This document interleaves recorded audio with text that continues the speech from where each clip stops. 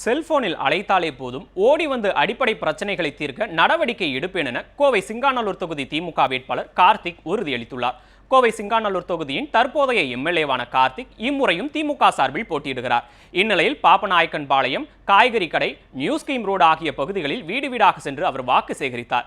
அப்போது அவருக்கு பொதுமக்கள் ஆரத்தி எடுத்தும் பொன்னாடை போர்த்தியும் உற்சாக வரவேற்பு அளித்தனர். பின்னர் பேசிய அவர் தொகுதியின் தொழில் வளர்ச்சிக்காக பாடுபடுவேன் என வாக்குறுதி அளித்தார்.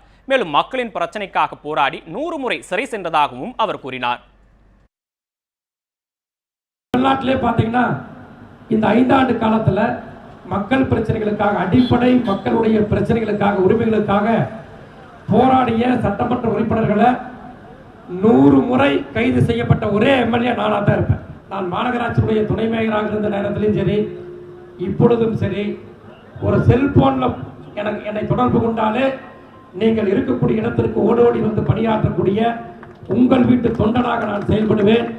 நியூஸ் 7 தமிழ் தொலைக்காட்சியை டாக் TV, SCV, TCCL, VK digital, Aadhaar, Jack TV, Akshaya digital ஆகிய கேபிள் கனெக்ஷன்களிலும், Airtel, Tata Sky, Sun Direct ஆகிய DTHகள் உட்பட அனைத்து முன்னணி கேபிள் கனெக்ஷன்களிலும் காணலாம்.